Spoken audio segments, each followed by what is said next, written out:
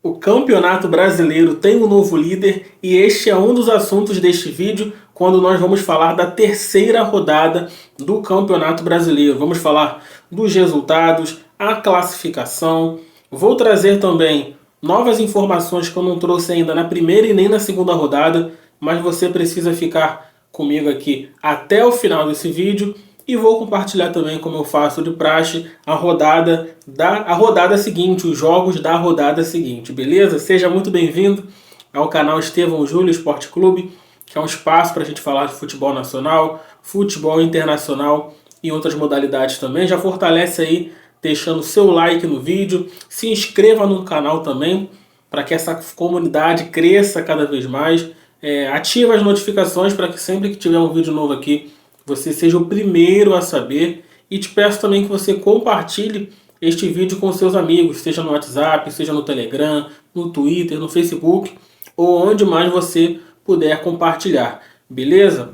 Neste final de semana nós tivemos aí os jogos da terceira rodada do Campeonato Brasileiro. Como eu falei no último vídeo, uma rodada aí recheada de clássicos estaduais e clássicos nacionais também, rodada que começou no sábado à tarde e terminou no domingo à noite. E essa rodada já começou aí com um clássico estadual. Estou falando de Fluminense e Vasco da Gama, que se enfrentaram no estádio do Maracanã, jogo que começou às 4 horas da tarde, infelizmente com um público bem pequeno, se eu não me engano ali ao todo pouco mais de 25 mil pessoas presentes, isso por conta aí de uma briga, né, entre Fluminense e Vasco, por conta de um lado lá das torcidas do Maracanã. A ideia era dividir 50% de torcida do Vasco e 50% de torcida do Fluminense, mas não chegaram a acordo. Infelizmente, tivemos um clássico aí no Campeonato Brasileiro, já na terceira rodada, com um público muito aquém do que esse jogo, do que esse espetáculo merece. E o Fluminense venceu o Vasco por 2-1. O Fluminense abriu o placar logo aos 10 minutos do primeiro tempo, no cruzamento pela esquerda do Marcelo, que alcança o Paulo Henrique Ganso, que entra na área entre os dois zagueiros do Vasco, o Maicon e Léo Pelé, e cabeceia fazendo 1-0. No início do segundo tempo, o Tricolor amplia sua vantagem numa jogada pela direita, em que a defesa do Vasco não afasta essa bola como deveria, e a bola acaba sobrando ali para o Martinelli dominar no peito, escorar essa bola e aumentar o placar. E logo na sequência o Vasco diminui com o Verratti, que recebeu um passe, um cruzamento de cabeça do estreante Hugo Moura, que veio do Atlético Paranaense, e diminuiu o placar. O Vasco chegou a empatar o jogo com o Verratti também, mas foi marcado impedimento no lance ali bem polêmico, né, no que a gente chama hoje de ajustado. A imagem não foi conclusiva para dizer que foi impedimento ou não esse lance do Verratti, e o Vasco também reclamou de um lance de pênalti, que a bola bate no braço direito do Manuel, mas a arbitragem, o VAR, interpretou como se aquela mão fosse involuntária, né? Então isso tem rendido muitas discussões. A falta de critério do VAR no Brasil tem rendido muitas discussões também. Então o Fluminense alcança sua primeira vitória na competição. O Fluminense que empatou a primeira partida com o Bragantino, depois perdeu para o Bahia de virada e agora vence em casa o Vasco da Gama, que já conhece a sua segunda derrota consecutiva na competição. O Vasco, que estreou vencendo o Grêmio, perdeu para o Bragantino e agora perde para o Fluminense e tem apenas 3 pontos na competição, enquanto o Fluminense tem 4 pontos. Outro jogo que aconteceu ainda no sábado foi Bragantino e Corinthians. Bragantino que fez o seu segundo jogo seguido em casa e venceu por 1-0, gol de Vitinho, né, após bela troca de passes ali do Bragantino desde a faixa de meio de campo, envolvendo a defesa do Corinthians. A bola chega até o Vitinho, que finalizou e marcou 1-0 para o Massa Bruta, que, como eu falei, segunda vitória consecutiva. Bragantino ainda não perdeu na competição, já que empatou a primeira partida contra o Fluminense, venceu o Vasco e agora vence o Corinthians, tem 7 pontos na competição. O Corinthians ainda não começou bem ainda no Campeonato Brasileiro. Mais para frente a gente vai falar também aí da classificação do Corinthians na competição. Outro jogo, né, que também aconteceu No sábado, Grêmio e Cuiabá. Grêmio estreou perdendo para o Vasco, venceu o Atlético Paranaense e agora venceu o Cuiabá por 1-0, gol de Cristaldo, que foi uma tentativa de cruzar uma bola na área para o JP Galvão, a bola passa direto, né, e estufa as redes aí do Cuiabá. Então o Grêmio também, 2 vitórias seguidas, 6 pontos na competição, e o Cuiabá ainda não venceu, lembrando que o Cuiabá tem um jogo a menos, né, por conta da Copa Verde, o jogo que ainda vai ser remarcado, ainda não tem data definida. Cuiabá sem pontuar na competição.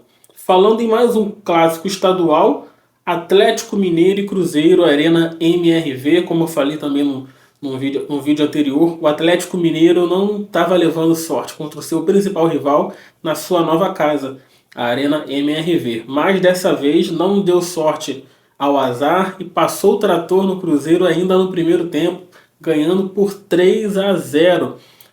Muito interessante as jogadas do Atlético Mineiro, buscando muito o Gustavo Scarpa pela direita para fazer ali o facão, jogar bolas na área, e isso deu muito certo, fazendo inversões de jogo também. O primeiro gol foi do Zaratio, com uma assistência do Gustavo Scarpa, que cruza uma bola na área. Segundo gol do Paulinho, começa com o Gustavo Scarpa pela direita, que leva essa bola para a esquerda, né? A bola chega até o Hulk, que chuta para o gol, finaliza mal, mas o Paulinho estava ali no meio do caminho, conseguiu desviar para o gol. E por último, o Guilherme Arana, que recebe uma bola na entrada da área ali, meio que no biquinho ali da grande área, ele arrisca o chute e o goleiro do Cruzeiro aceita. 3-0 Atlético Mineiro, também está começando a se recuperar na competição. O Atlético Mineiro também, que não tinha começado tão bem o campeonato, vence agora aí a equipe do Cruzeiro, seu principal rival. Já chegamos ao domingo com talvez aí o jogo mais esperado da rodada, Palmeiras e Flamengo, equipes aí que nos últimos anos têm vencido a competição. O Vitória no Globo Esporte, que dos últimos 5 campeonatos brasileiros, 3 foram do Palmeiras e 2 foram do Flamengo, então são equipes protagonistas no cenário nacional, além de Copas Libertadores também, né? Das últimas 5 Libertadores, Palmeiras levou 2 e Flamengo levou 2 também, e o Fluminense entrou aí nesse bololô também, vencendo em 2023. Jogo 0-0, um jogo morno, assim, um jogo chato, não teve grandes oportunidades assim, jogo muito faltoso também, com tentativas de cavar pênalti com o Gerson, que se jogou no lance ali. Enfim, Palmeiras 0, Flamengo 0. Nem se esperava mais desse jogo, mas no fim as equipes saíram sem balançar as redes. Agora vem para um outro clássico estadual, Bavi, na verdade Vitória e Bahia, porque o jogo foi no Barradão e foi um jogão. 2-2 no placar. Vitória chegou a vencer a partida por 2-0, inclusive fazendo um gol olímpico, mas o Bahia consegue se recuperar a partir da entrada do Biel. Ele faz o primeiro gol do Bahia e dá assistência para o segundo gol do Everaldo, que dá um chutaço ali um pouco antes da área, no ângulo, golaço mesmo. E os gols do Vitória foi do Mateuzinho e do Wagner Leonardo, e do Bahia do Biel e do Everaldo. Vamos agora ali para o sul do Brasil, a Arena da Baixada, ou Liga Arena, né, como é o name rights agora do estádio, casa do Atlético Paranaense, que recebeu o Internacional, que até então não tinha perdido na competição, tinha vencido as suas 2 partidas, mas conheceu a sua primeira derrota jogando na Arena da Baixada. Perdeu por 1-0 pro Furacão, com um gol do Canóbio, que mandou um chutaço de esquerda da entrada da área, e logo depois foi expulso também, né? Então o Canóbio numa tarde de 8 ou 80 na Arena da Baixada, mas o Atlético Paranaense vence a sua segunda partida, venceu a primeira, perdeu a segunda e agora venceu o Internacional dentro de casa. E agora aí o jogo com o maior número de gols na rodada. O Botafogo recebeu o Juventude, o Botafogo que fez o seu segundo jogo consecutivo jogando no seu estádio Newton Santos e venceu o Juventude por 5-1. Gols de Júnior Santos, Tiquinho Soares, Danilo Barbosa, Savarino e Jacob Montes, que é um jogador americano, mas joga pela seleção da Nicarágua. E o Juventude conseguiu diminuir já quando estava 5-0, fez um gol com o zagueiro Danilo Bosa, que há algum tempo atrás jogou no Vasco da Gama.